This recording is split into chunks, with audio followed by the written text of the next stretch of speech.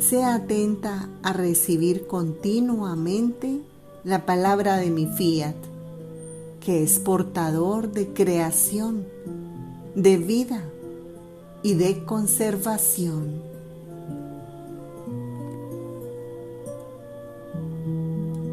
Les enseñaba con autoridad. Lectura del Santo Evangelio, según San Marcos, capítulo 1, versículos del 21 al 28. Y entraron en Cafarnaúm. Tan pronto como llegó el sábado, fue a la sinagoga y enseñaba. Se admiraban de su doctrina, porque les enseñaba como quien tiene autoridad, y no como los escribas. Se encontraba en ese momento en la sinagoga un hombre poseído de un espíritu inmundo, quien a gritos decía: ¡Déjanos! ¿Qué tienes con nosotros, Jesús de Nazaret? ¿Has venido a destruirnos? Yo sé quién eres, el Santo de Dios. Enmudece y sal de él.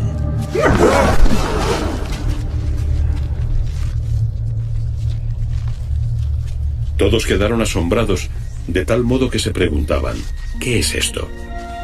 Una doctrina nueva expuesta con toda autoridad, tanta que manda a los espíritus inmundos y le obedecen. Y se extendió muy pronto su fama por todas partes, a toda la región de Galilea.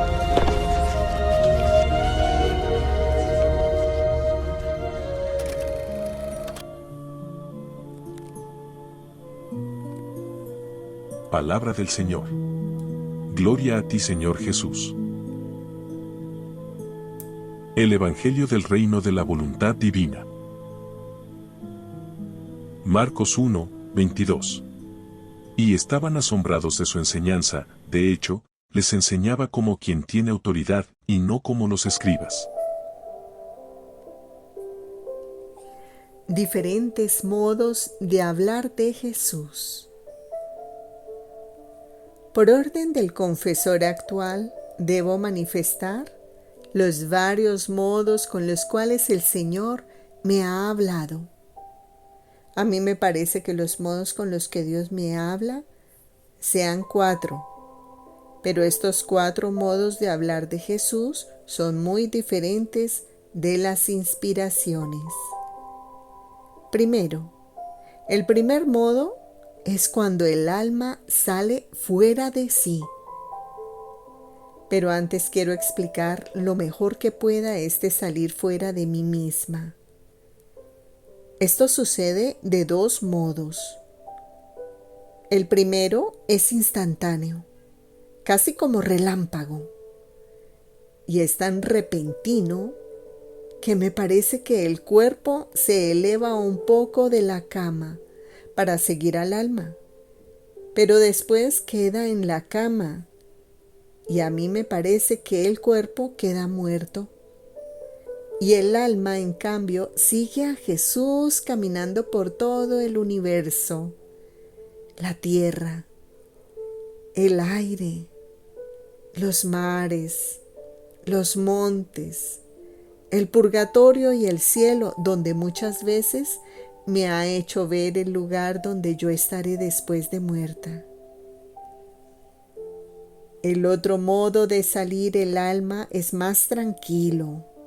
Parece que el cuerpo se adormece insensiblemente y queda como petrificado ante la presencia de Jesucristo.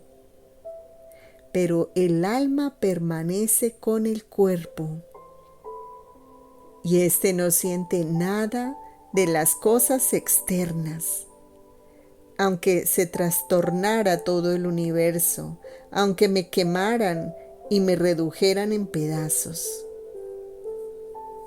Estos 2 modos tan diferentes de salir fuera de mí misma, yo los he notado sensiblemente porque en el primer modo, debiendo yo obedecer al confesor que venía a despertarme, lo he visto desde el lugar a donde me conducía Jesús, es decir, desde los confines de la tierra, o del aire, o de los montes, o del mar, o del purgatorio o aún desde el mismo paraíso. Más bien me parecía que no tenía tiempo de poder volver para que el confesor encontrara mi alma en el cuerpo y poder obedecer. Y como me encontraba con el alma tan lejos, me ajetreaba toda, me angustiaba y me afligía pensando que no tendría tiempo de volver al cuerpo para que el confesor me encontrara y por tanto no tener tiempo de obedecer. Sin embargo, debo confesar que siempre me he encontrado a tiempo y me parecía que el alma entrase al cuerpo antes de que el confesor comenzase a darme la obediencia de despertar. Es más, digo la verdad, muchas veces yo veía de lejos al confesor que venía, pero para no dejar a Jesús, parecía que no pensara en confesor que venía, y entonces Jesús mismo me apresura a volver con el alma al cuerpo para poder obedecer al confesor. Y entonces yo sentía una gran repugnancia por dejar a Jesús, pero la obediencia vencía y dejando a Jesús, Él mismo o me besaba o me abrazaba y hacía otra cosa para despedirse de mí. Y yo dejando a mi amado Jesús le decía: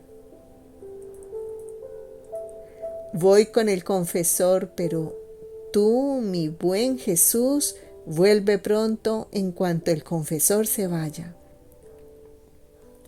Estos son los dos modos con los cuales el alma parecía que saliese del cuerpo, y en estos dos modos de salir el alma, Dios me habla.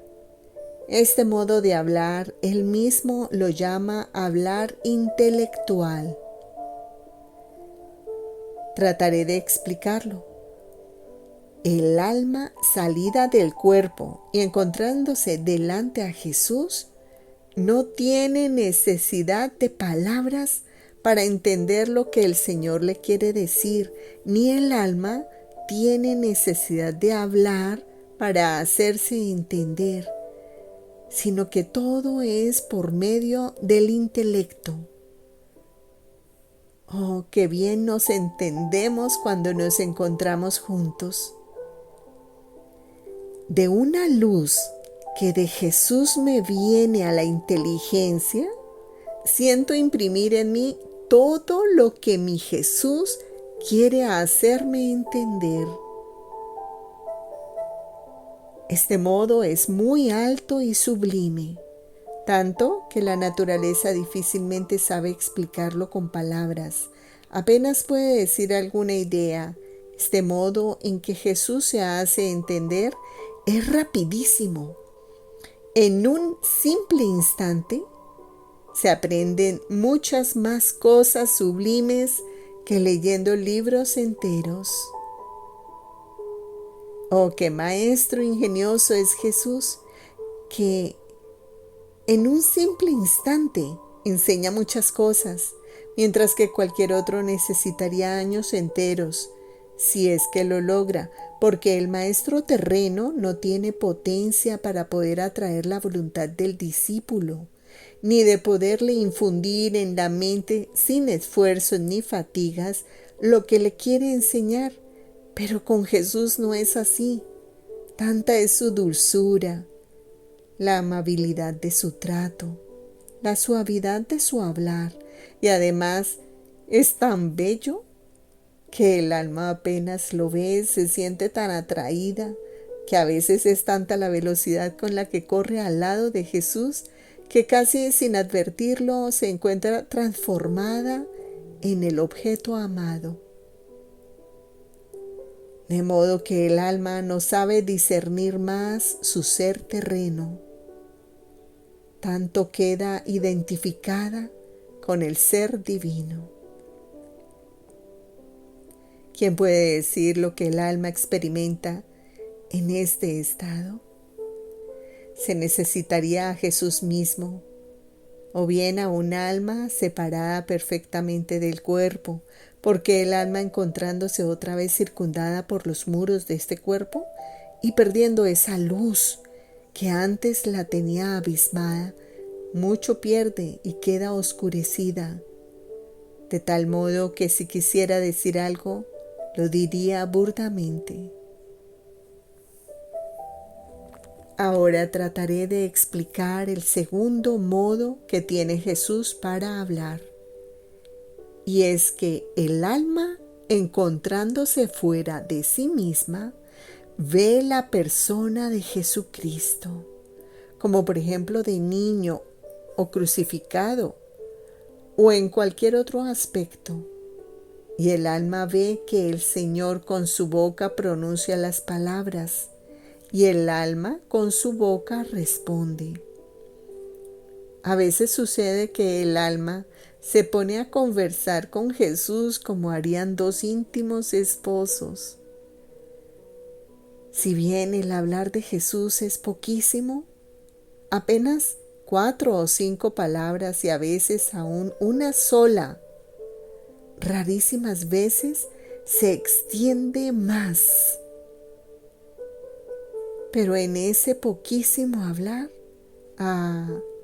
cuánta luz pone en el alma. Me parece ver a primera vista un pequeño arroyo, pero viendo bien, en vez de un arroyo se ve un vastísimo mar. Así es una sola palabra dicha por Jesús. Es tanta la inmensidad de la luz que queda en el alma, que rumiándola muy bien, descubre tantas cosas sublimes y provechosas a su alma que queda asombrada. Yo creo que si se juntaran todos los sabios, quedarían todos confundidos y mudos ante una sola palabra de Jesús. Ahora, este modo es más accesible a la naturaleza humana y fácilmente se sabe manifestar, porque el alma, entrando en sí misma, se lleva consigo lo que ha oído decir de la boca de nuestro Señor y lo comunica al cuerpo. No resulta tan fácil cuando es por medio del intelecto. Yo considero que Jesús tiene este modo de hablar para adaptarse a la naturaleza humana. No que tenga necesidad de la palabra para hacerse entender, sino porque de este modo el alma más fácilmente comprende y puede manifestarlo al confesor. En suma, Jesús hace como un maestro doctísimo, sabio, inteligente, que posee un grado eminentísimo, todas las ciencias y que nadie puede igualarlo, pero como se encuentra entre discípulos que no han aprendido aún las primeras letras del alfabeto, reteniendo todos los otros conocimientos en sí, enseña a los discípulos solo el A, B, C, etc. Oh, cómo es bueno Jesús. Se adapta a los doctos y les habla de modo altísimo, de modo que para entenderlo deben estudiar muy bien lo que les dice. Se adapta a los ignorantes y se finge también el ignorante y habla en modo bajo, de manera que nadie puede quedar en ayunas de las lecciones de este divino Maestro. El tercer modo con el que Jesús me habla es cuando hablando participa al alma su misma sustancia. A mí me parece como cuando el Señor creó el mundo, con una sola palabra fueron creadas las cosas. Así, siendo su palabra creadora, en el acto mismo en que dice la palabra, crea en el alma aquella misma cosa que dice. Como por ejemplo, Jesús dice al alma: mira cómo son bellas las cosas, por cuanto tus ojos puedan recorrer la tierra o el cielo, jamás encontrarán belleza similar a mí. En este hablar de Jesús, el alma siente entrar en ella un algo divino y queda muy atraída hacia esta belleza. Y al mismo tiempo pierde el atractivo de todas las otras cosas, por cuán bellas y preciosas fueran, no le causan ninguna impresión. Lo que le queda fijo y casi transmutado en sí es la belleza de Jesús. En eso piensa. De esa belleza se siente investida y queda tan enamorada que si el Señor no obrara otro milagro, se le rompería el corazón y de puro amor por esta belleza de Jesús, expiaría el alma para volar al cielo a gozar de esta belleza de Jesús. Yo misma no sé si digo desatinos. Para explicar mejor este hablar sustancial de Jesús digo otra cosa. Jesús dice: mira cuán puro soy. También en ti quiero pureza en todo. En estas palabras el alma siente entrar en sí una pureza divina. Esta pureza se transmuta en ella misma y llega a vivir como si no tuviera más cuerpo. Y así de las otras virtudes. Oh, cómo es deseable este hablar de Jesús. Yo daría todo lo que está sobre la tierra si fuera la dueña de todo, con tal de tener una sola de estas palabras de Jesús. El cuarto modo en que Jesús me habla es cuando me encuentro en mí misma. Esto es en el estado natural. Y este hablar es también de dos modos. El primero es cuando encontrándome en mí misma, recogida en el interior del corazón, sin articulación de voz o sonidos al oído del cuerpo, Jesús internamente habla. El segundo es como hacemos nosotros, y esto sucede a veces estando aún distraída o bien hablando con otras personas. Pero una sola de estas palabras basta para recogerme si estoy distraída, o para darme la paz si estoy turbada, para consolarme si estoy afligida.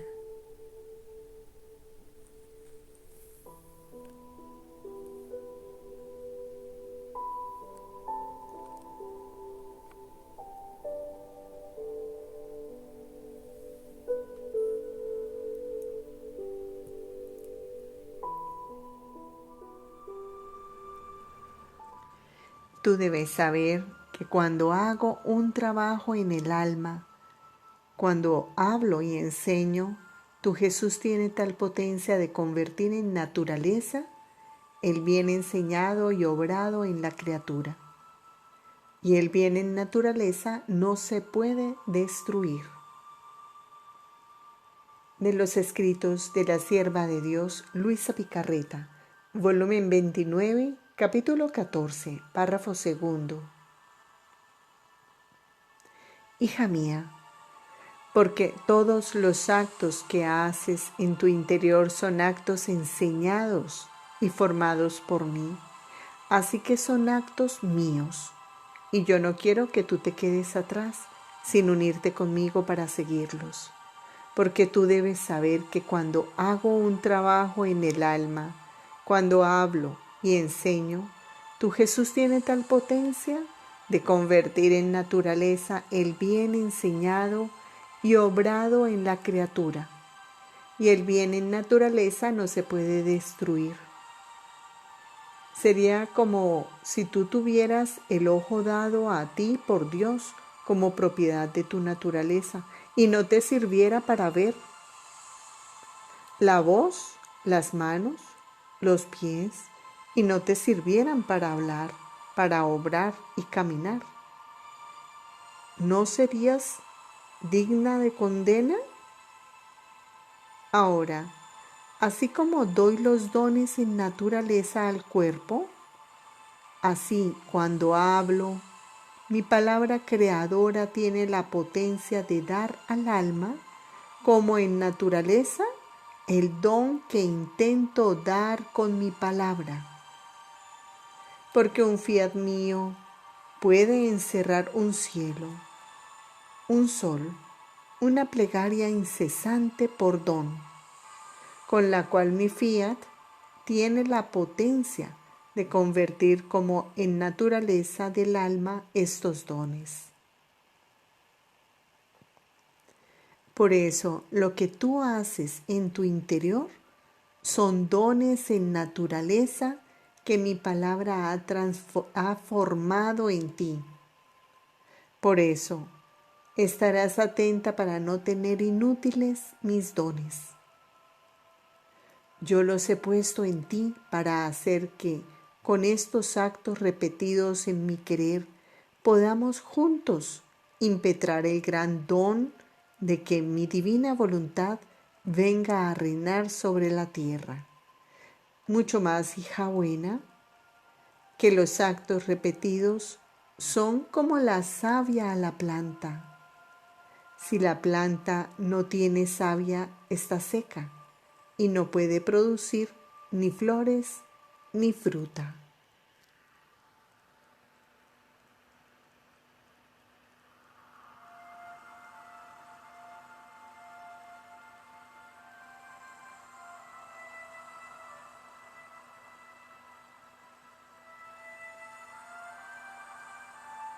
Marcos 1, 27. ¿Qué es esto? Enseña de una manera nueva, llena de autoridad.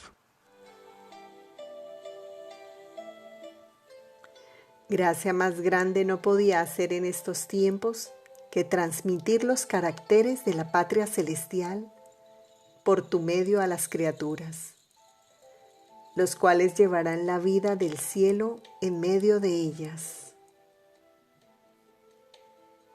De los escritos de la sierva de Dios Luisa Picarreta, volumen 23, capítulo 32, párrafos 2 y 3, enero 29, 1928.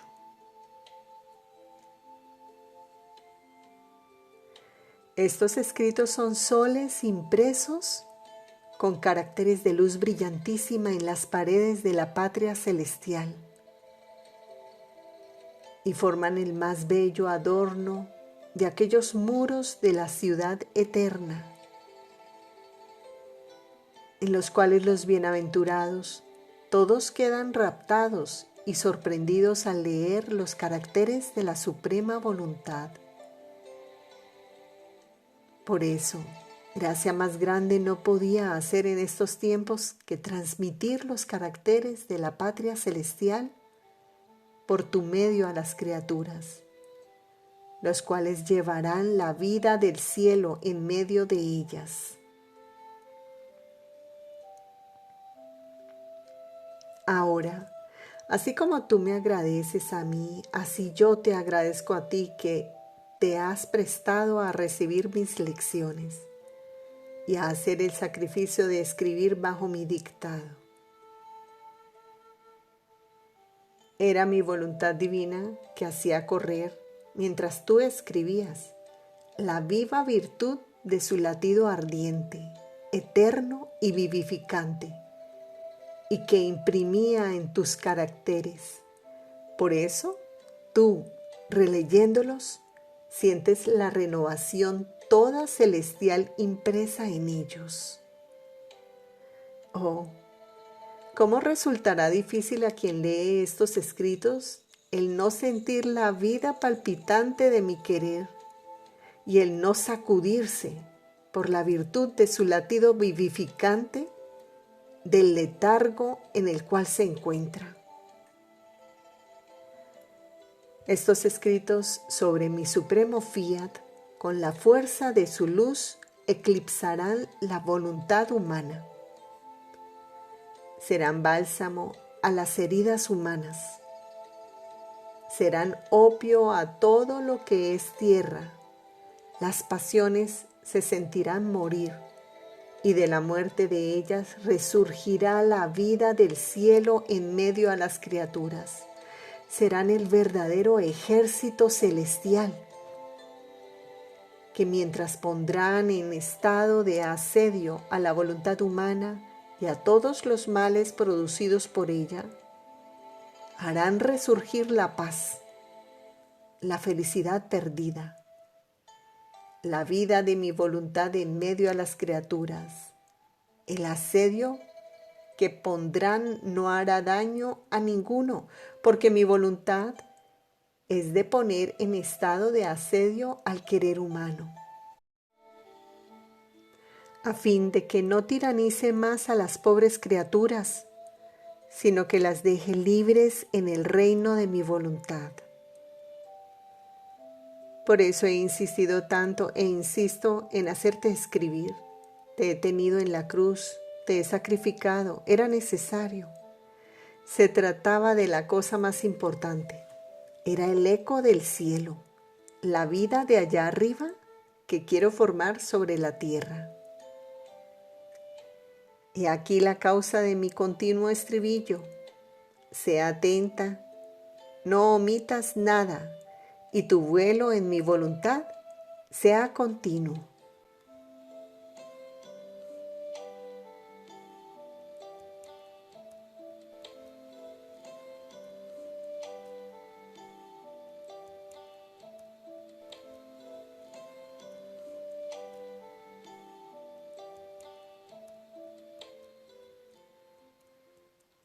Marcos 1, 27. ¿Qué es esto? Enseña de una manera nueva, llena de autoridad. Toma de mi vida. A saciedad, bebe de la fuente de mi doctrina. Cada palabra mía es una fuente que brota en cada cristiano. De los escritos de la sierva de Dios Luisa Picarreta, volumen 21, capítulo 16, párrafo 5. Hija mía, mi vida fue brevísima acá abajo y la mayor parte me la pasé escondido. Pero a pesar de que fue brevísima, como mi humanidad estaba animada por una voluntad divina, ¿cuántos bienes no hice? Toda la iglesia toma de mi vida. A saciedad bebe de la fuente de mi doctrina. Cada palabra mía es una fuente que brota en cada cristiano. Cada ejemplo mío es más que sol que ilumina, que calienta, que fecunda y hace madurar las más grandes santidades. Si se quisiera comparar a todos los santos, todos los buenos, todas sus penas y su heroísmo, todo puesto en comparación a mi vida brevísima, serían siempre las pequeñas llamitas delante al gran sol. Y como en mí reinaba la divina voluntad, todas las penas, las humillaciones, confusiones, oposiciones, acusaciones que me hacían los enemigos en el curso de mi vida y de mi pasión, sirvió todo para su vergüenza y para mayor confusión de ellos mismos, porque estando en mí una voluntad divina, sucedía de mí como sucede al sol cuando las nubes, extendiéndose en lo bajo del aire, parece que quieren hacer ultraje al sol oscureciendo la superficie de la tierra, quitando momentáneamente la viveza de la luz solar. Pero el sol se ríe de las nubes, porque ellas no pueden hacer vida perenne en el aire. Su vida es fugaz. Basta un pequeño viento para hacerlas desaparecer, y el sol queda siempre triunfante en su plenitud de luz que domina y llena toda la tierra. Así sucede de mí. Todo lo que me hicieron mis enemigos y aún mi misma muerte fueron como tantas nubes que cubrieron mi humanidad. Pero el sol de mi divinidad no lo pudieron tocar. Y no apenas el viento de la potencia de mi voluntad divina se movió, desaparecieron las nubes y más que el sol resucité glorioso y triunfante, quedando los enemigos más avergonzados que antes. Hija mía, en el alma donde reina mi voluntad con toda su plenitud, los minutos de vida son siglos y siglos de plenitud de todos los bienes. Y donde ella no reina, los siglos de vida son apenas minutos de bienes que contienen.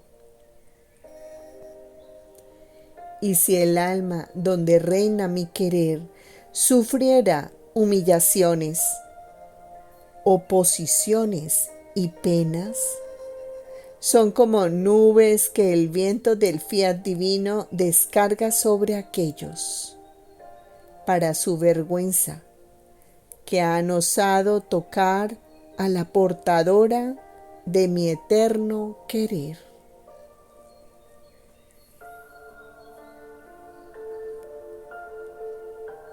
Marcos 1, 22. Les enseñaba como quien tiene autoridad y no como los escribas. El lenguaje que Jesús tuvo en la redención y el que tiene para el reino de la divina voluntad son diferentes uno del otro. De los escritos de la sierva de Dios Luisa Picarreta, volumen 24, capítulo 39, párrafos 4 y 5. Agosto 30, 1928. Hija mía, mi lenguaje fue muy diferente en la redención de aquel que he tenido para el reino de mi divina voluntad, porque en la redención mi lenguaje debía adaptarse a personas incapaces, débiles, enfermas, sordas, mudas y ciegas, y muchas sobre el borde de la tumba. Por eso para hablar me serví de parábolas, semejanzas del bajo mundo, que ellos mismos podían tocar con la mano. Por eso ahora les hablaba como médico y les llevaba las medicinas para curarlos. Ahora como padre, que esperaba su retorno aunque fuesen hijos licenciosos. Ahora como pastor que iba en busca de la oveja perdida. Ahora como juez que no pudiendo atraerlas por vía de amor, buscaba atraerlas al menos con las amenazas y con el temor y tantas otras semejanzas. Mi lenguaje dice que a aquellos a los cuales yo hablaba no me conocían, no me amaban, mucho menos hacían mi voluntad, más bien estaban lejanos de mí, y que yo con mis parábolas hacía las búsquedas y extendía la red para pescarlos y dar a cada uno el remedio para curarlos. Pero ¿cuántos me huían? Y yo aumentaba las búsquedas y las enseñanzas para dar luz a tantos ciegos, a fin de que salieran de su obstinada ceguera. Ahora ve cómo es diferente mi lenguaje que he tenido al manifestar las verdades sobre mi divina voluntad, que deben servir para los hijos del reino de ella. Mi lenguaje sobre el fiat ha sido como el de un padre en medio a sus queridos y amantes hijos, todos sanos, y que poseyendo cada uno mi misma vida en ellos, en virtud de mi querer, serán capaces de entender mis lecciones más altas.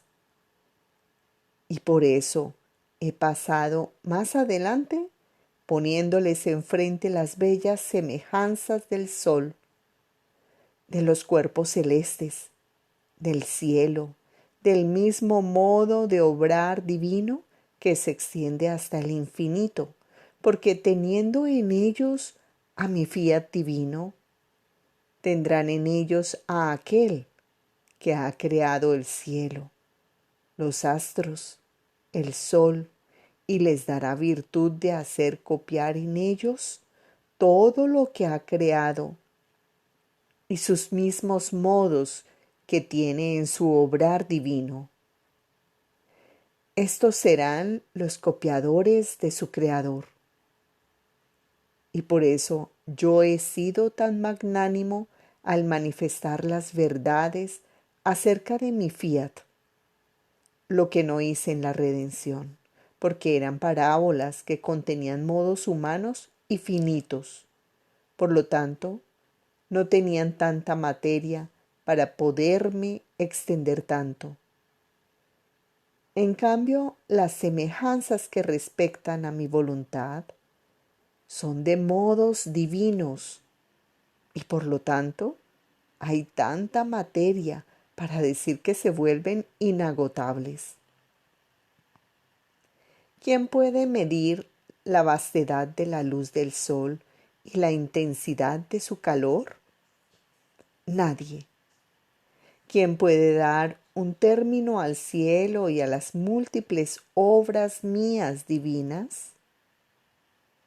Oh, si tú supieras cuánta sabiduría, amor, gracia, luz he puesto al manifestar mis verdades sobre mi fiat divino, tú quedarías ahogada de alegría, tanto que no podrías seguir viviendo y amarías que el trabajo de tu Jesús fuese conocido para hacer que un trabajo tan exuberante que cuesta un precio incalculable tenga su gloria y comunique sus benéficos efectos a las demás criaturas.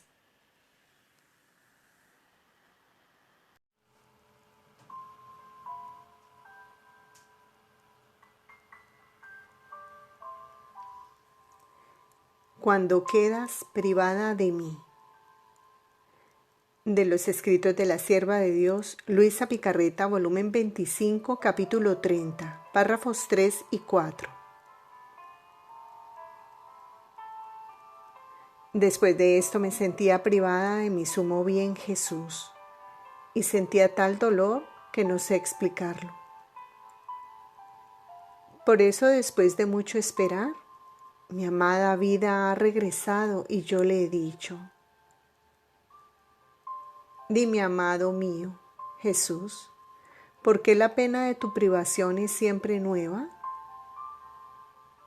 En cuanto tú te escondes, siento sufrir en mi alma una pena nueva, una muerte más cruel, más desgarradora, más que aquellas sentidas otras veces cuando tú te eclipsas de mí.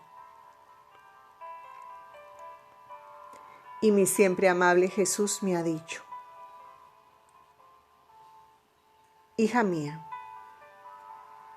tú debes saber que cada vez que yo vengo a ti, Yo te comunico un acto nuevo de mi divinidad. Ahora te comunico un nuevo conocimiento de mi divina voluntad. Ahora una nueva belleza mía. Ahora una nueva santidad mía, y así de todas nuestras divinas cualidades. Este acto nuevo que te comunico lleva consigo esta virtud, que cuando quedas privada de mí, este conocimiento mayor pone en el alma un nuevo dolor. Porque por cuanto más se conoce un bien, más se ama. El nuevo amor lleva el nuevo dolor cuando tú quedas privada. Y aquí el por qué cuando quedas privada de mí, sientes que un nuevo dolor invade tu alma, pero este nuevo dolor te prepara a recibir y se forma en ti el vacío donde poner los nuevos conocimientos de la divina voluntad. El dolor, la nueva muerte desgarradora que tú sufres por mi privación, es el nuevo reclamo que con voz arcana, misteriosa y raptora me llama, y yo vengo, y por compensación te manifiesto una nueva verdad que te lleva la nueva vida de tu Jesús. Mucho más que los conocimientos sobre mi fiat divino, son vidas divinas que salen del seno de nuestra divinidad. Y por eso el dolor divino que tú sufres por mi privación tiene virtud de llamar del cielo a estas vidas divinas de los conocimientos de mi querer a develarse a ti, para hacerlas reinar sobre la faz de la tierra. Oh, si tú supieras qué valor contiene, qué bien puede producir un solo conocimiento sobre mi divina voluntad, lo tendrías como la más preciosa reliquia y la custodiarías más que sacramento. Por eso déjame hacer y abandónate en mis brazos, esperando que tu Jesús te lleve las vidas divinas de los conocimientos de mi fiat.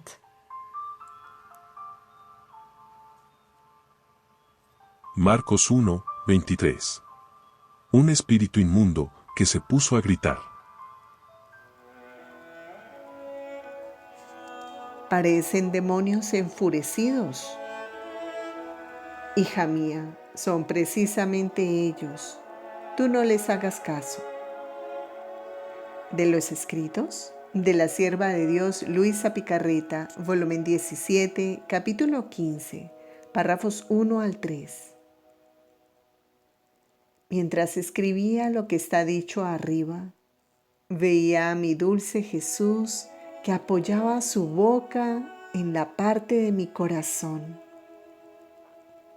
y con su aliento me infundía las palabras que estaba escribiendo.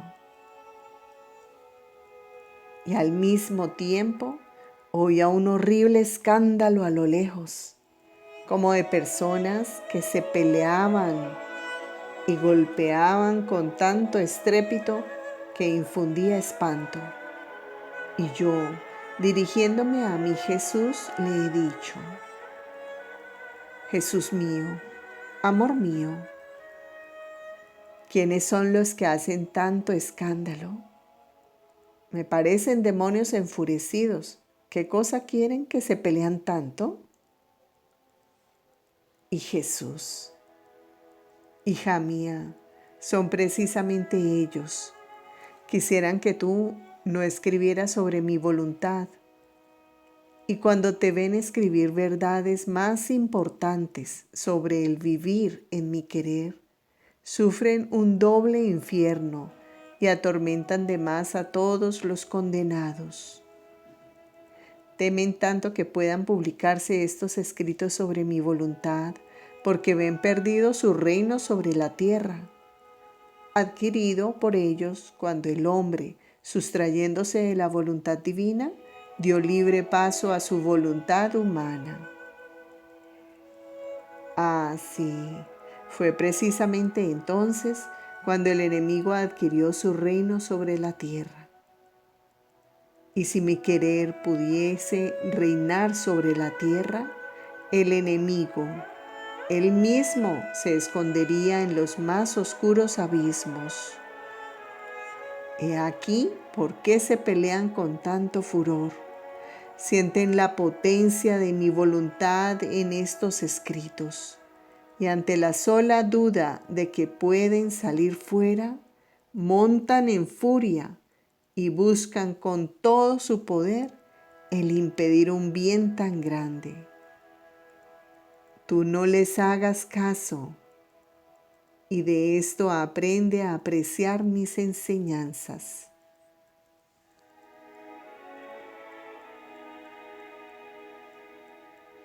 Marcos 1, 24.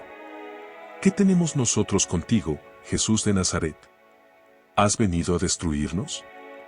Sé quién eres tú, el Santo de Dios.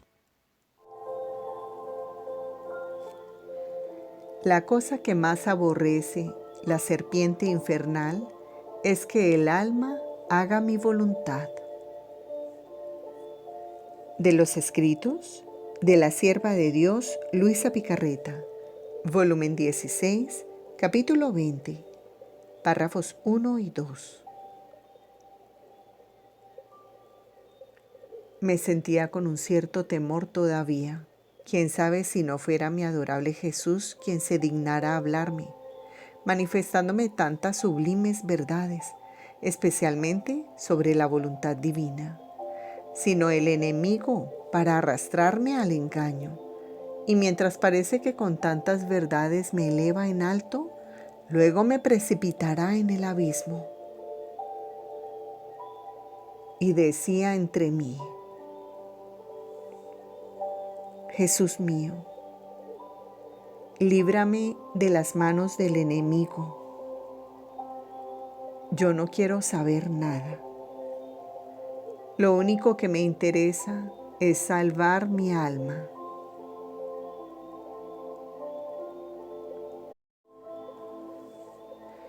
Entonces el bendito Jesús, moviéndose en mi interior, me ha dicho: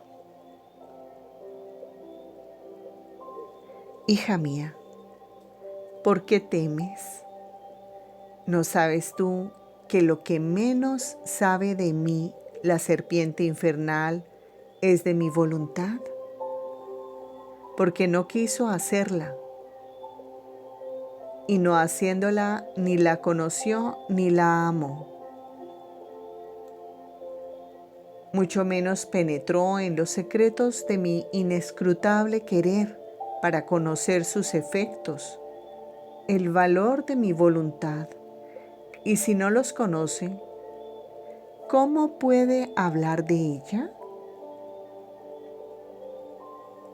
Más bien la cosa que más aborrece es que el alma haga mi voluntad. A él no le importa si el alma reza, si se confiesa, si comulga, si hace penitencia, si hace milagros, sino la cosa que más lo daña es que el alma haga mi voluntad, porque en cuanto se reveló a mi voluntad, fue creado en él el infierno, su estado infeliz, la rabia que lo corroe. Así que mi voluntad es infierno para él.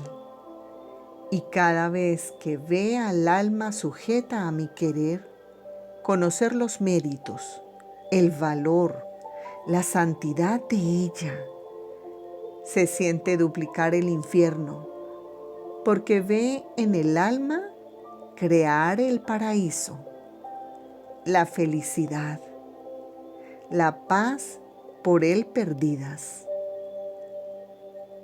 Y por cuanto más mi querer es conocido, tanto más queda atormentado y furibundo.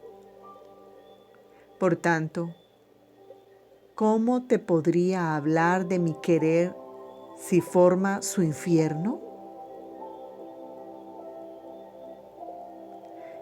Y si te hablase, sus palabras formarían en ti el infierno, porque Él conoce mi voluntad solo para odiarla, no para amarla.